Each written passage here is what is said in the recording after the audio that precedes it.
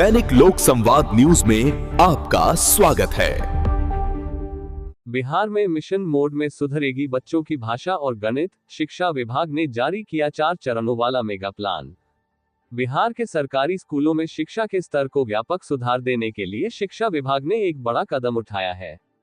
विभाग के अपर मुख्य सचिव डॉक्टर बी राजेंद्र ने राज्यव्यापी बुनियादी सीखने सुदृढ़ीकरण अभियान FLN शुरू करने का आधिकारिक निर्देश जारी किया है।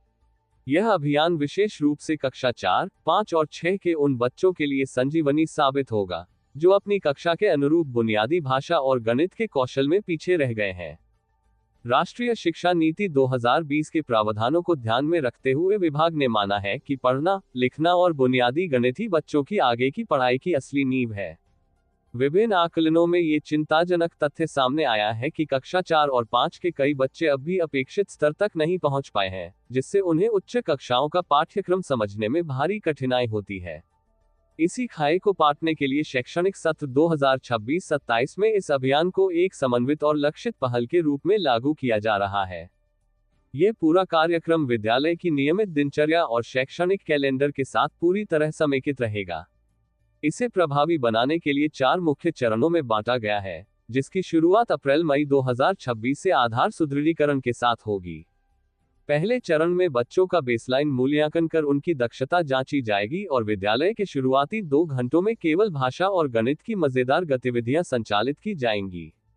दूसरे चरण में जून की गर्मियों की छुट्टियों के दौरान समुदाय और स्वयंसेवकों के सहयोग से समर कैंप का आयोजन किया जाएगा।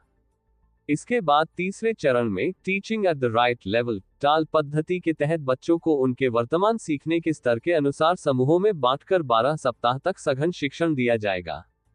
वहीं अंतिम चरण अक्टूबर 2026 से मार्च 2027 तक चलेगा, जिसमें प्रगति की समग्र समीक्षा कर सुधारात्मक कदम उठाए जाएंगे। इस अभियान के तहत कक्षा का माहौल पूरी तरह बदल जाएगा और पढ़ाई खेल खेल में होगी।